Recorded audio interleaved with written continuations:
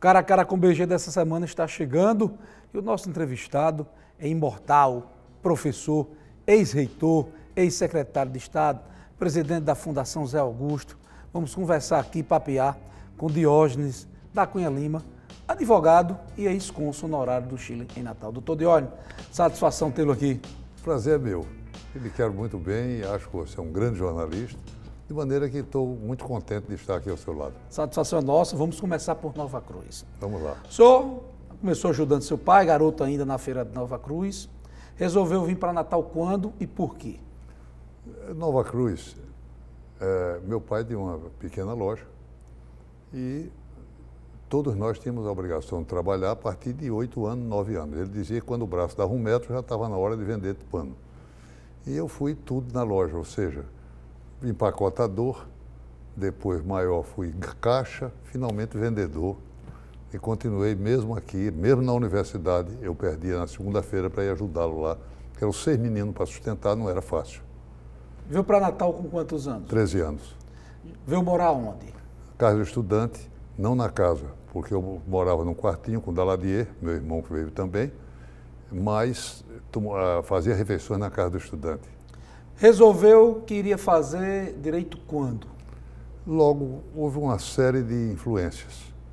Primeiro, meu pai era adjunto de promotor da cidade e estudava direito, apesar de leigo, era um estudante de direito e era um intelectual conterrâneo, desse que estudava, que lia tudo. Então, ele me estimulou também dessa profissão. Havia um primo meu, Otalício, que foi promotor na cidade e também me orientou e me ajudou nisso aí. Doutor Diógenes, o senhor foi aluno de Direito na UFRN, se destacou, foi aluno de Câmara Cascudo, foi nessa época de aluno professor que começou sua amizade com Câmara Cascudo, que inclusive... Não, começou de certa forma antes, porque com 13 anos eu bati na porta dele. Na Junqueira Aires? Na Junqueira Aires, e pedi para conversar com ele, que eu tinha vindo em Nova Cruz para conversar com ele. E a Nália, que era criada, disse que ele estava muito ocupado, que não ia. Digo, vai dizer ele que eu vim de Nova Cruz aqui, que eu quero que ele conversar com ele. Ele me recebeu, com veio 13 receber. anos de idade. 13 anos, atrevido demais. Ele veio me atender, brincou comigo, me agradou, e a partir daí comecei a frequentar as rodas, as palestras dele, conversa, porque eu fiquei encantadíssimo com ele. E ele encantava qualquer pessoa. Fala-se muito, apesar de publicamente não, mas quem foi mais próximo, que Câmara Cascudo era um grande bom vivant. Procede? Verdade. Cascudo meu livro se chama Um Brasileiro Feliz, está na 4ª edição, e com possibilidade agora de uma 5ª. A editora foi vendida a uma maior, a editora de São Paulo, e esta já me quer fazer a 5ª edição e lançar a nível nacional. Esse livro demonstra bem o que ele era. Um brasileiro feliz. Um homem que fez tudo o que quis na vida, porque o que ele queria era estudar o que era o Brasil, o que era o brasileiro, dar a interpretação dele, porque era um homem erudito, inteligente, brilhante mesmo, e de bom humor com a vida. Brincalhão, brincava todos os dias. Eu passei muitos anos. Primeiro eu ia lá esporadicamente, depois que ele foi meu professor, eu acompanhava as aulas dele nos outros cursos. Por exemplo, estava na Faculdade de Direito no 1º ano, ele era professor do 2º. Eu estava no 4º e voltava toda a aula dele para ouvir a aula dele. Ele viu aquela coisa e começou a me tomar como um aluno predileto. Eu passei 20 anos, todo final do dia, minha sobremesa era ir para cá de Cascudo. Doutor Diógenes, o senhor acha que Cascudo tem um reconhecimento do talento, da importância dele no Brasil? Muito menos do que merecia. Até porque ele não se promoveu. Diferente, por exemplo, de Gilberto Freire, que seria o outro do patamar dele, o único do patamar dele para estudar Brasil. Gilberto criou uma fundação para promovê-lo, a Fundação Joaquim Nabuco, que passou a promovê-lo. O filho criou outra fundação, a Fundação Gilberto Freire, e Gilberto também sabia fazer isso. E Cascudo dizia, eu sou um provinciano, eu sou de Natal, e assinava Luiz Natal às vezes. Eu tenho carta dele assinada Luiz Natal, que era apaixonado pela cidade. nunca se promoveu, mas a obra dele já ganhou foro internacional. Por exemplo, um dia desse, um amigo meu telefonou de São Paulo, que ele é da Academia Paulista de Letras, dizendo que tinha estado em Tóquio e tinha visto um livro de Cascudo lá. E eu brinquei, digo, por que você não comprou um para mim? Isso porque você não sabe japonês.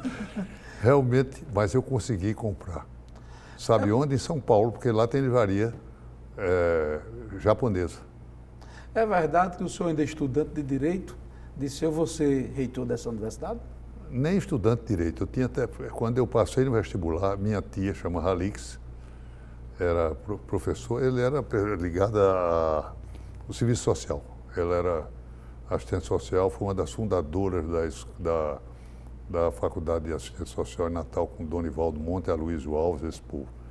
Então ela disse, meu filho, que maravilha, você passou, vai ser o primeiro passo para ser um grande advogado. Não, eu vou tomar o lugar do Dr. Nofre, eu vou ser reitor dessa universidade.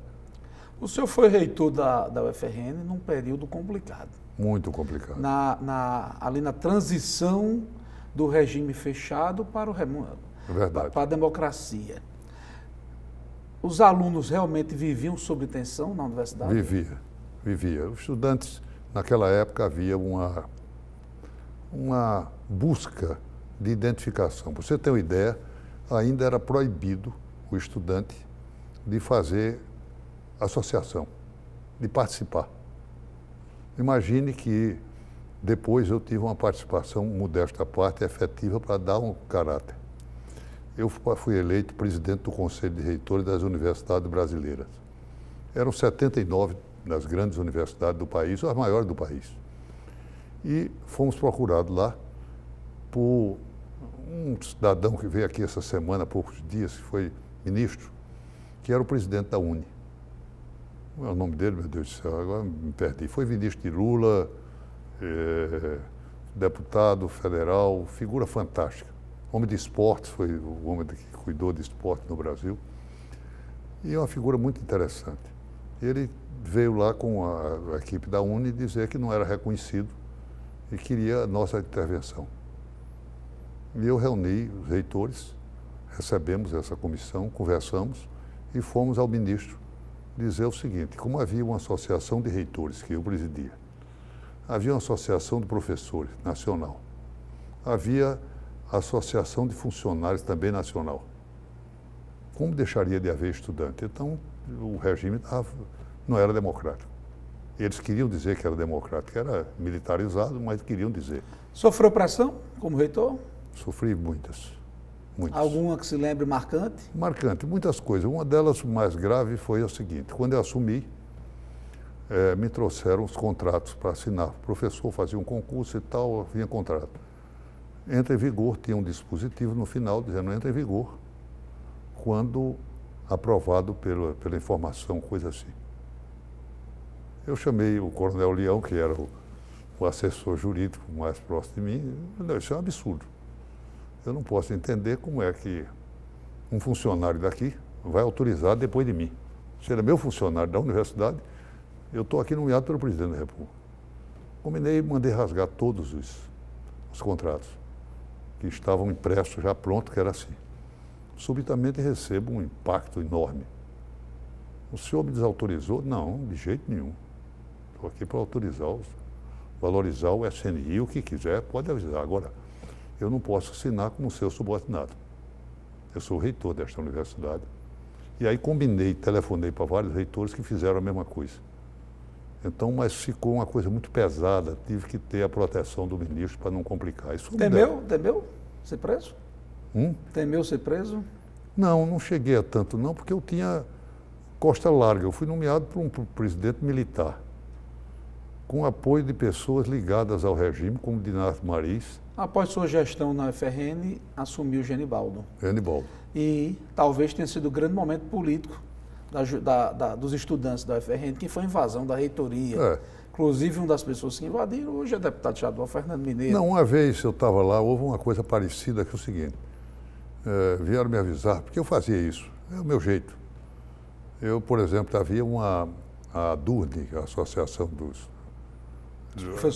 Professores, e estava reunido. Eu ia para lá, assistir a reunião. O reitor está aqui e tal. Então, eu sou filiado. Estou aqui para discutir, para estar ouvindo quais são as reivindicações. E um dia eu cheguei lá, os estudantes liderados por Mineiro e por outros figuras fantásticas, inclusive amigos meus muito queridos, disseram, olha, invadiram o auditório da reitoria, é melhor o senhor sair aqui fininho. Não, vou lá. Tirei o paletó, a gravata, entrei, um começo de vaia, e eu perguntei se eu podia falar. Com muito jeito, pode, autorizaram. E eu comecei dizendo coisas assim, que era o meu jeito de fazer ser mesmo. Esta é a universidade que eu sonhei. Reclamando, protestando, discutindo, não aquela placidez dos pântanos. É uma universidade viva, atuante. Agora, eu gostaria que houvesse uma certa ordem e vamos conversar perguntando o que vocês desejam. Aí desarmou. Sabe? Não, houve aplauso, houve vaia, meio aplauso, a coisa foi por aí. E com isso desarmou os espíritos. Onde Hugo entra... Manso relembra esse episódio e Mineiro, que foi uma hora interessante e diferente. Até hoje somos amigos muito queridos hoje. Aonde entra a escrita na vida de Diógenes? A escrita com 8 anos em Nova Cruz, eu comecei a querer fazer versinho, porque meu pai recitava poesia todo dia, eu gostava. Daquele de manhã, ele amanhecia o dia recitando poemas, e até hoje eu sei decorado. E eu assistia também nas feiras de Nova Cruz, havia os cantadores de feira, e eu me encantava com aquilo. Comecei com esse tipo de coisa. Eu comecei a ler os livros do meu pai, e ele me orientou como caminhar. Depois vim para Natal, eu fazia poemas muito, digamos, passadistas para a cidade de Natal. Quando eu cheguei aqui com um caderno cheio, fui mostrar, havia um certo ar. Mas posteriormente eu comecei a estudar maior e me aproximei de outras pessoas. Um deles que me estimulou, Nilton Navarro, que era uma deidade já na cidade. E aí começamos a fazer amizades outras, como Sanderson Negreiro, Luiz Carlos Guimarães, Berilo Vanderlei, figuras que lideravam e que tinham uma visão fantástica literária. Que uma coisa que eu quero dizer... Todos ligados à cultura também, né? Hein? Eles também ligados à cultura? Todos eles ligados à cultura. E quero dizer o seguinte, nós somos rigorosamente, o que Raul Bob andou dizendo, que um arquipélago cultural. Ou seja, o Brasil são ilhas. Não é que o intelectual do Rio Grande do Norte seja inferior a qualquer lugar do país, não. Nós temos gente, poetas e escritores do mesmo nível. Só que não tem uma projeção que eles têm. Vamos fazer o seguinte, ó, segura aí, a gente vai chamar um intervalo, na volta, vamos falar de política. Foi secretário de Estado, foi amicíssimo de Dinarte Mariz. Então, na volta, vamos conversar de política e família com Diógenes da Cunha Lima.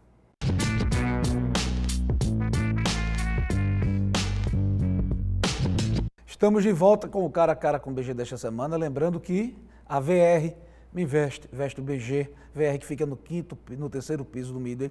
Vamos voltar a papear com o Diógenes da Cunha Lima. Diógenes, você foi consultor do Estado, presidente da Fundação Zé Augusto, foi secretário de Cultura no governo Cortez Pereira, foi próximo de Cortez, foi próximo de Djalma e foi muito próximo de Dinarte Mariz. Eu queria que você fizesse um relato dessas amizades, dessas convivências e uma característica de cada um desses políticos que tiveram passagens importantes na vida do Rio Grande do Norte. Eu escrevi sobre Dinarte e sobre Djalma biografias, que eu gosto de biografia e a convivência me permitiu isso aí. De Dinarte eu dei o título de Solidão, Solidões, porque Dinarte era profundamente inteligente, era uma inteligência superior.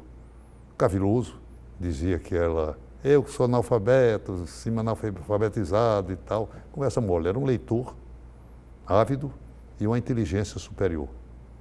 Uma vez eu perguntei a ele, entrevistando, ele sabia, eu fui à Fazenda Solidão, onde ele estava numa rede, conversando, e comecei a gravar. Disse, para que isso, menino? Eu disse, para eu fazer uma biografia. Se for para elogiar, faça muito e agora. Depois não me interessa. Dinarte foi amigo, inimigo, morreu amigo ou inimigo de Aloysio Alves? Ele participou inicialmente, foi ele o grande artífice do levantamento de Aloysio Alves.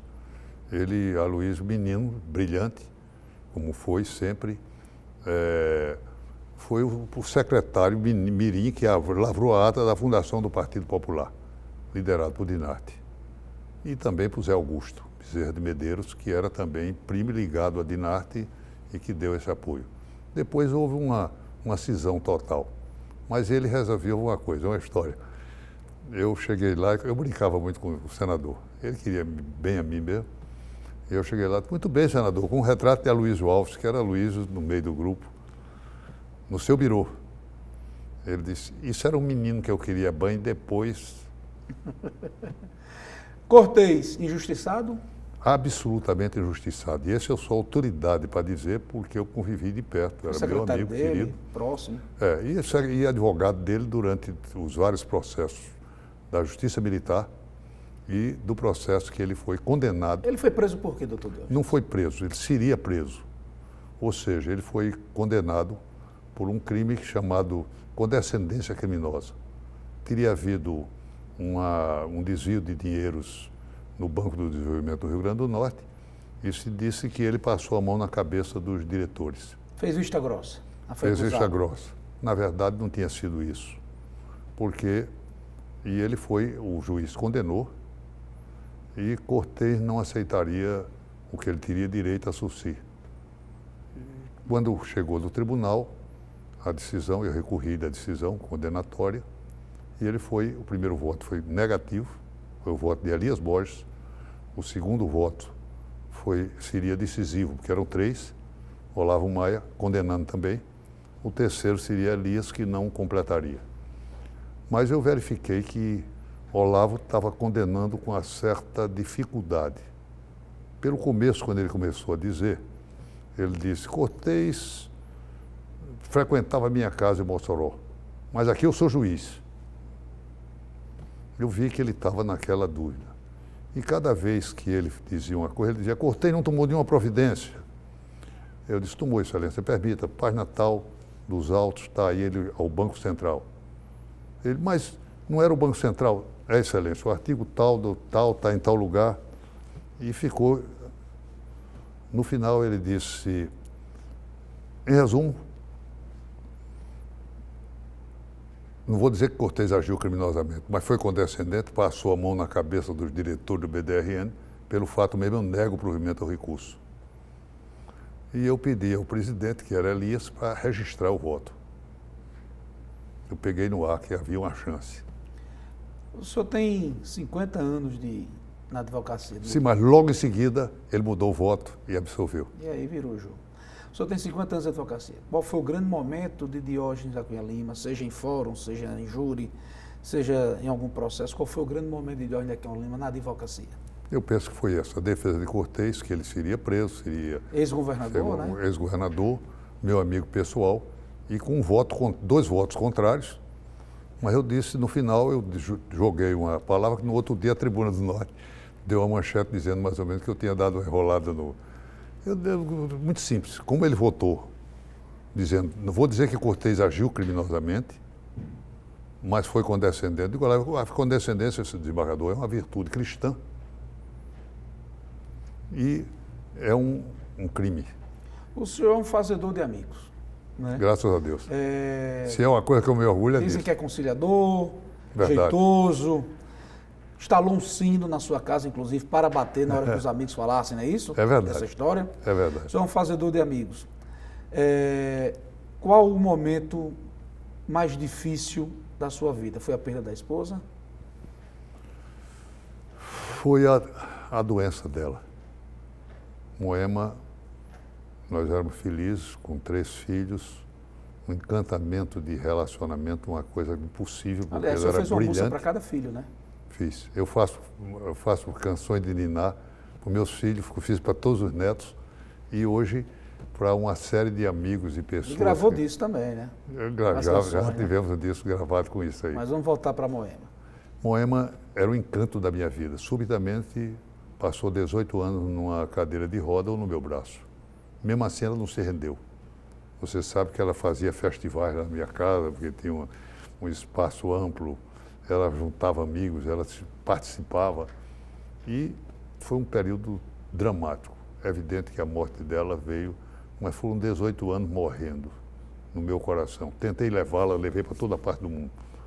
Levei para São Paulo, Rio, para Berlim, para Bruxelas, onde dizia que tinha um jeito, não deu.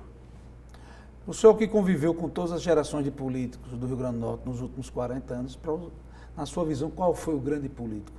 Qual foi aquele que mudou os caminhos do Rio Grande do Norte, Diógenes? A meu ver, mudaram o caminho do Norte três grandes governadores. Houve bons governadores, mas três. Eu diria que Dinardo Marins, que deu a universidade, fantástico. Aloysio Alves, que trouxe para o Estado a energia de Paulo Afonso e todo um sistema novo de governar, uma visão interessante, inclusive de planejamento, e Cortes Pereira, que foi o grande modificador da economia do Rio Grande do Norte. Esses anos todos de advocacia, de secretariado, de amigos de políticos, trouxe algum momento de constrangimento, de embate pessoal, de inimizade com alguém? Causou algum arranhão?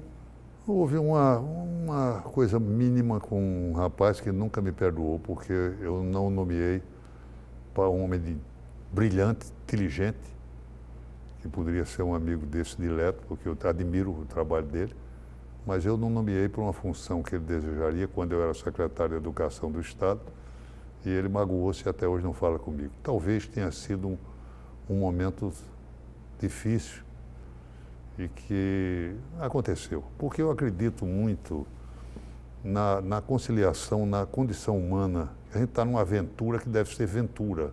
Devemos viver bem, procurar ajudar os outros. Se eu não puder ajudar, eu não desajudo. Eu acho que essa é a função humana que nós temos que encarar como gente, como pessoa, como filho de Deus, porque eu sou católico, apostólico, romano, desse de rezador. Imortal. O senhor está à frente da Academia Norte Rio Grandense de Letras. Seus pares lá dizem que é um excelente presidente e que lá é uma pessoa extremamente feliz, lhe realiza. Realmente. Não cansa tantos anos à frente da Academia do Rio Grande do Norte? Rapaz, já fui reeleito 17 vezes de 2 em 2 anos. É isso? Na 34. 34. E sou reeleito enquanto servi, estou lá. Porque eu gosto, é o ambiente e eu gosto de fazer, a cada minuto estou fazendo um movimento. Essa semana fiz uma coisa que me alegrou muito o coração. Um convênio com o Ministério Público do Estado, com a finalidade de promovermos ações culturais conjuntas. E isso é uma coisa fantástica, porque começa a haver tanto do interesse do direito. Há um jurista italiano, Canelucci, que dizia o seguinte: quem só sabe direito não sabe nem direito. Então tem que saber tudo, tem que saber poesia, literatura, história, geografia, tudo. Você tem que participar para poder ser. Até hoje, creia, Giovanni, todos os dias eu estudo e tenho que aprender alguma coisa de direito. A ideia do sino surgiu quando? Surgiu em Nova Cruz, não. A história é a seguinte: o sacristão de lá, chamado Salles da Cunha, foi vereador aqui em Natal depois. Era sacristão e ajudava o padre Pedro Moura na lavanderia. E ele queria ler o jornal do padre que vinha de Recife, o Diário de Pernambuco. E o padre não queria, ele fazia que estava tocando o sino, muitas vezes estava lendo lá na torre o jornal. E ele subempreitava, deixava às vezes tocar o sino, eu ficava felicíssimo tocando o sino. O sino passou a ser, eu era coroinha da igreja, passou a ser uma referência. O tempo passou e houve muitas outras coisas relativas ao sino. E um dia eu comprei, vi um sino tenor, comprei, o bicho estava sem badalo, e eu conversei com o Donivaldo Monte, que era meu amigo, terminei fazendo uma biografia dele. Também escreveu a biografia dele. Monte, né? Donivaldo me levou para um homem fazer o badalo e orientou como fazer o badalo do meu sino. Um sino tenor grande assim. Ô, Diógenes, é o caminho de Deus ou essas amizades você procurava fazer? Você idolatrava a pessoa, no caso como Câmara Caçudo, de bater na porta e se transformar amigo? Sanderson Negreiros, Nilton Navarro, Donivaldo, personalidades, Cortez, Djalma, Dinar, personalidades que marcaram a história do Rio Grande do Norte. E você foi amigo próximo de todos. Essas pessoas, houve coincidência. Eu fui um privilegiado, Deus me ajudou nisso aí. Eu acho que é um caminho dele, ele me ajudou. Por quê? Como é que eu ia me aproximar de Veríssimo de Mello, por exemplo, que foi um amigo e irmão, de Nilson Patriota? De quantos conviveram comigo com essa fraternidade, essa ligação, e o privilégio de conversar com esse povo todo, fazer amizade com esse pessoal. Repara bem, muito mais velho do que eu, os líderes do Rio Grande do Norte, e criou-se um clima como Djalma, e Djalma me orientou na vida. Esse sim era um conciliador fantástico. Djalma Marinho... Considera injustiçado também? Não, eu? Não, Djalma... Djalma... Você acha que a história coloca ele no lugar onde deveria? Não, Djalma tinha muito mais condições. Ele deveria ter sido o presidente dessa Câmara, que iria dar uma posição ao Congresso Nacional que nunca o Brasil tinha tido. Pelo descortínio, pela capacidade superior. Djalma era um intelectual, mas era um homem de democracia plena, de inteligência superior. O senhor é dos Cunha Lima Nova Cruz, que foram para Paraíba, da Paraíba vieram para Nova Cruz, estão aí enraizados no Brasil todo canto tem um Cunha Lima, né? É verdade. Foi próximo do ex-governador Ronaldo Cunha Lima. Ronaldo era meu irmão, era um primo, mas irmão. Nós convivemos e Ronaldo fazia poemas para mim, tenho vários. Eu fiz também a biografia dele, depois quando ele morreu, mas era um amigo e irmão. Imagine que Ronaldo me telefonou doente já para morrer, dizendo que queria que eu fosse lá. E eu disse que ia, mas não iria, que ele estava todo sofrendo muito, eu não iria. Aí o irmão dele me telefonou dizendo que eu fosse, porque quando ele cheguei lá, ele estava todo enrodilhado, já feio, e disse: Diógenes, o adiamento da minha morte é uma homenagem a você. Eu só quero morrer depois de te ver. Forte. Era uma figura assim fantástica. E eu fiz poema para ele, ele fez para mim. O senhor foi conselheiro dele, no caso mais emblemático da vida dele, que foi o tiro que ele deu em João. Foi. Eu fui, ele vinha para Natal, eu falei com o Zé Agripino, né? Estava aqui, ele viria lá para casa, mas foi preso, e eu fui bater lá, em Campina Grande. E comecei dizendo uma coisa contrariando os advogados lá. E ele próprio, que era advogado, mas era. Eu comecei dizendo: olha, está errada essa defesa. Porque a defesa legítima, a defesa da honra. Eu digo: olha, vai ser julgado por um juiz. E o juiz não quer saber disso não, porque a lei não permite essa história. Honra é atributo pessoal. Olha, então, inventei uma coisa e ele colou. O programa é bom, passa rápido, tantos assuntos para conversar com você, Diógenes. Mas, infelizmente, estamos chegando no fim, eu queria lhe agradecer. Eu que agradeço a você por essa presença de estar aqui na Band e conversando com os espectadores do Rio Grande do Norte, com quanta gente que eu quero bem e admiro, porque eu amo essa terra também. Valeu! Conversamos com Diógenes da Cunha Lima, cara a cara com o BG, volta semana que vem.